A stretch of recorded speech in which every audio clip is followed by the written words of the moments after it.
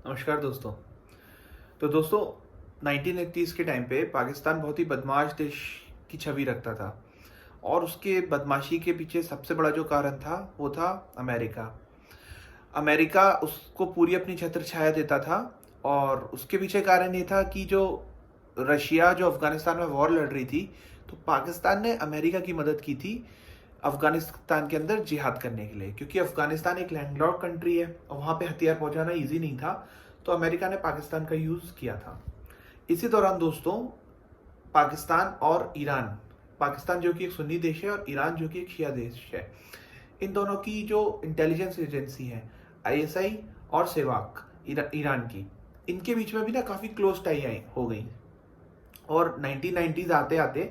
जैसे जैसे रशिया का डिसइंटीग्रेशन हो गया, मतलब सोवियत यूनियन का डिसइंटीग्रेशन हो गया, रशिया हो गया और छोटी छोटी अलग कंट्रीज हो गई, तो ये जो जिहाद का कंसेप्ट था जो अफगानिस्तान में चल रहा था, पाकिस्तान ने इसे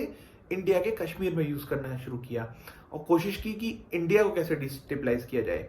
तो इसके तहत इन्होंने क्या करना शुरू किया, इन्होंने पाकिस्तान में क्रॉस बॉर्डर करा के कश्मीर के लोगों को वहां पे इन्हें असलहा देना शुरू किया, इन्हें आतंकवादी गतिविधियां सिखानी शुरू करी और बहुत तरीके की, मतलब भारत को तोड़ने की कोशिश की, जितने जरिए हो सकते थे उन्होंने करना शुरू किया। अब ये देखते हुए इंडियन गवर्नमेंट का रिस्पॉन्स क्या होता है, इंडिया ने जितने भी वर्ल्ड के इंटरनेशनल फोरम्स थे या प्लेटफॉर्म्स थे या जहां भी इंडिया की बातचीत होती थी, वहां पे इस मुद्दे को उठाना बहुत शुरू किया कि पाकिस्तान कैसे हमें डिस्टेबलाइज करने की कोशिश कर रहा है और कैसे एक टेररिज्म को बढ़ावा दे रहा है। तो दोस्तों इसको देखते हुए पाकिस्तान ने थोड़ी सी अपनी स्ट्रेटेजी में चेंज किया और ईरान की सेवाक की मदद लेते हुए यहाँ पे उसने जो वो ट्रेनिंग अपनी जगह पे दे रहा था, वही कश्मीर के लोगों ने उसने ट्रेनिंग ईरान में देनी शुरू करी, क्योंकि ये इंडिया के लिए बहुत ज्यादा क्रिटिकल हो गया था और रॉ की नजर भी इस पे थी। तो रॉ ने सोचा कि हम अपनी अथॉरिटी को भेजते हैं ईरान में और इसे न्यूट्रलाइज करने की कोशिश करते हैं। तो इसके लिए रॉ ने मिनिस्ट्री ऑफ एक्सटर्नल अफेयर्स से कांटेक्ट किया और अपना एक डेलीगेशन भेजा जो कि लीड कर रहे थे वेणुगोपाल। तो जब वेणुगोपाल वहाँ पहुँचते हैं तो वो मिलते हैं वहाँ पे भारत के एम्बेसडर से, जो कि उस टाइम थे हामिद अंसारी। जी हाँ, ये वही हामिद अंसारी हैं जो आगे चल के भारत के वाइस प्रेसिडेंट भी बनते हैं। तो जब उन्होंने अपनी इस पूरे प्लान के बारे में हामिद अंसारी को बताया, तो हामिद अंसारी बहुत ही कोल्ड तरीके से उन्होंने बिहेव किया और कुछ बहुत ज़्यादा इंटरेस्ट नहीं दिखाया या कुछ बहुत ज़्यादा ईगरनेस नहीं दिखाई कि मैं इसे सपोर्ट करूंगा। वेणुगोपाल को थोड़ा डिमोटिवेशन हुआ, बट वो एक ऑफिसर थे और ट्रेंड पर्सन थे रॉ के, तो उन्हें पता था कि कोई बात नहीं, उन्हें खुद से ये करना है। तो धीरे धीरे उन्होंने वहाँ पे इंडिया की जो एम्बेसी थी उसमें फिगर आउट करने की कोशिश की कि कौन कौन से ऐसे लोग हैं जो उनकी मदद कर सकते हैं। तो संजीव कपूर नाम का एक बंदा था जो कि हामिद अंसारी का उस वक्त पर्सनल असिस्टेंट था। तो वो बंदा वेणुगोपाल की मदद करने के लिए तैयार हो गया और इन दोनों ने मिलकर धीरे धीरे ईरान के अंदर एसेट क्रिएशन करना शुरू किया, अपने लोग बिठाने शुरू किए ताकि इन्हें इनसाइडर इन्फॉर्मेशन मिले और जहां जहां मदरसे थे उनकी लोकेशन ढूंढनी शुरू की, सब कुछ किया। पर क्योंकि आईएसआई और सेवाक की नज़र भी थी और उन्हें पता था कि रॉ यहाँ पे कुछ ना कुछ काम ज़रूर करेगी, तो रॉ ने जब ये किया, आईएसआई की नज़र भी इस पे थी और उन्हें पता था कि रॉ ने कुछ ना कुछ गतिविधियां शुरू कर दी हैं। तो आईएसआई और सेवाक ने क्या किया, जो मिस्टर कपूर थे उनको वो क्या था कि वो आ रहे थे इंडिया फ्लाइट लेने। तो जब वो एम्बेसी से इंडिया आ रहे थे उस टाइम उनकी जो कैब थी वहां से उन्हें किडनैप किया और किडनैप करके उन्हें बहुत मारा पीटा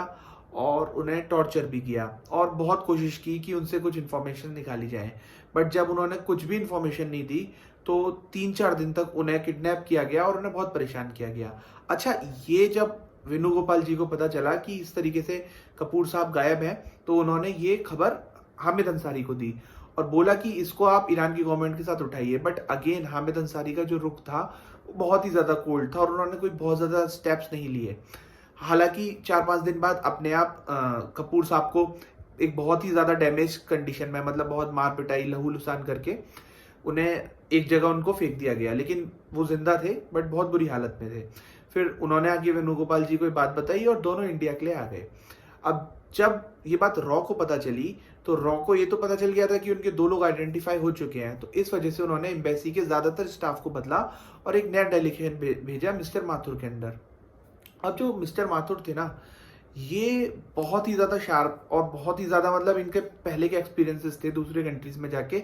ऐसे ऑपरेशंस करने के। तो जब इन्हें वहाँ पे भेजा, तो इन्होंने जो मदरसों को आइडेंटिफ़ाई किया या फिर वहाँ पे जो हमारे कश्मीर के बच्चे थे, जिन्हें ले आके ब्रेन वॉश करके मतलब जिहादी एक्टिविटीज़ के लिए यूज़ किया जाता था, एक तरीके से उन्हें बचाया, उनकी फैमिली को कॉन्टैक्ट किया, तो एक बहुत ही कंस्ट्रक्टिव वर्क किया इन्होंने। बट अगेन माथुर साहब के साथ भी वही हुआ जो कपूर साहब के साथ हुआ था, और उन्हें भी वहाँ की एजेंसी ने और आईएसआई ने मिलके किडनैप किया। अब इस बार जब कपूर साहब को किडनैप किया गया, तब भी जो रॉ थी, रॉ ने कहा कि भाई एम्बेसडर है हमारा जो वहाँ पे, सबसे पहले तो वो कुछ ना कुछ एक्शन लेगा। तो हामिद अंसारी के पास गए, बट अगेन हामिद अंसारी ने कोई एक्शन नहीं लिया। और इस बात से एम्बेसी में जितने लोग थे वो सबके अंदर एक डिमोटिवेशन तो आया ही, साथ के साथ एक डर का माहौल भी बैठ गया कि जब किसी को भी किडनैप करके ऐसा कुछ हो सकता है तो हम कितने सेफ हैं। और ऊपर से क्योंकि जो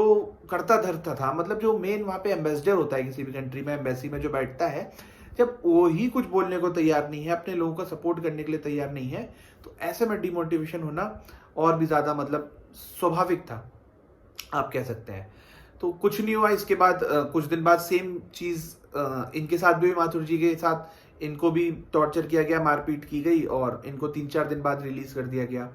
अब जब रॉ को ये बात तो पता चल गई थी कि कहीं ना कहीं जो ये एम्बेसडर हैं ये हमें सपोर्ट नहीं कर रहे हैं, तो उन्होंने ना इस चीज़ को थोड़ा एस्केलेट करना शुरू किया और मिनिस्ट्री ऑफ एक्सटर्नल अफेयर्स के साथ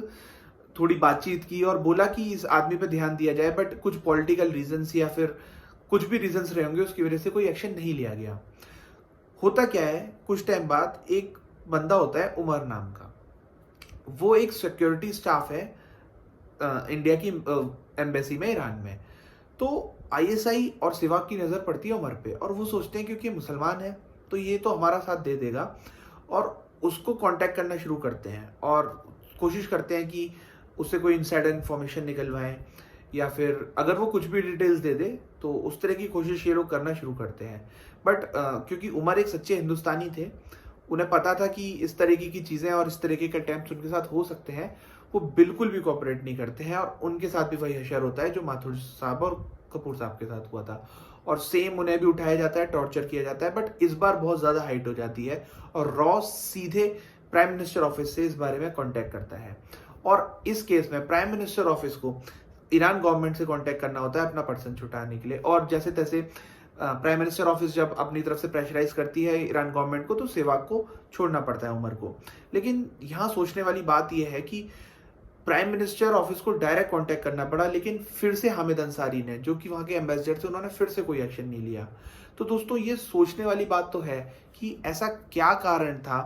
कि जो देश का एम्बेसडर था, जिसके देख रेख में वहाँ की पूरी एम्बेसी है, उसने 3-3 लोग किडनैप हुए, उसके कोवर्कर्स किडनैप हुए, उनके साथ टॉर्चर किया गया, उसे पूरा प्लान पता है, बट ना उसने कॉपरेशन किया और ना ही उसने किसी तरीके का एक्शन लेने की कोशिश की। दोस्तों सोचने वाली बात तो है इसके पीछे क्या कारण हो सकता है। तो मैं आपको एक बात बताऊंगा और आप सरप्राइज हो जाओगे ये बात सुन के। हामिद अंसारी का जो बेटा था, उसकी जो शादी हुई थी वो ईरान के एक बहुत बड़ी पॉलिटिकल फैमिली में हुई थी, और सिर्फ अपने पर्सनल इंटरेस्ट को आगे रखने के लिए हामिद अंसारी ने ऐसा काम किया, क्योंकि उसे पता था अगर वो इन मुद्दों को ज़्यादा उठाएगा, तो क्योंकि एम्बेसडर की तरफ से बात उठेगी उस देश के, तो कहीं ना कहीं उस पॉलिटिकल खानदान को नुकसान होगा, या हो सकता है किसी तरह का दबाव उन लोगों ने हामिद अंसारी के ऊपर कर रखा हो। बट मेरा मानना है कि nation, nothing is above the nation, जैसे कि डॉक्टर बी आर अम्बेडकर ने भी कहा है। जहां बात आपके देश की है, आपके देश की इंटरनल सिक्योरिटी की है, वहां आप अपने पर्सनल रिलेशनशिप आगे नहीं रख सकते हो। और यही नहीं, उस टाइम के जो प्राइम मिनिस्टर थे नरसिम्हा राव, उनको भी ये बात भली भांति पता थी, लेकिन फिर भी ना हामिद अंसारी को हटाया गया उनकी पोजीशन से, और ना ही कुछ उनके खिलाफ ऐसे एक्शन लिए गए जिसकी वजह से रॉ के अंदर थोड़ा मोटिवेशन आता। पर दोस्तों मैं आपको एक बात बताना चाहता हूँ, ये जो हमारे रॉ के एजेंट्स होते हैं या फिर जो ये सीक्रेट एजेंट्स होते हैं जो दूसरे देश में जाके रहते हैं, ये लोग पूरी अपनी, मतलब आप मान लो अपनी पूरी जिंदगी इसी चीज़ पे न्यौछावर कर रहे हैं अपने देश के लिए, अपनी देश की सिक्योरिटी के लिए। मैं क्या इस चीज़ पे बोलूँ, मतलब मुझे भी बोलते में लग रहा है कि कैसे कोई अपने पर्सनल इंटरेस्ट के लिए अपने देश के इंटरेस्ट को इतना ज़्यादा नुकसान पहुंचा सकता है। और क्योंकि जो ये रॉ के लोग होते हैं या फिर जो ऐसे एजेंट्स होते हैं, जब ये बाहर रहते हैं तो इनकी बस एक ही डिमांड होती है कि एक तो इनकी फैमिली को सिक्योरिटी रहे, और इनको एटलीस्ट अपनी कंट्री की तरफ से थोड़ा बहुत कॉपरेशन मिलता रहे। बट दोस्तों, मैं जानना चाहूँगा आप लोग इस पे क्या व्यूज़ है। और सबसे बड़ी बात, आज हमारे देश को एक्सटर्नल थ्रेट तो है ही जिसको हम यूटिलाइज कर सकते हैं, पर ऐसे लोगों से इंटरनल थ्रेट बहुत ज़्यादा है जो अपने पर्सनल इंटरेस्ट के लिए हमारे देश को बेचने को तैयार है। जय हिंद दोस्तों, लाइक और सब्सक्राइब कीजिएगा। Keep watching.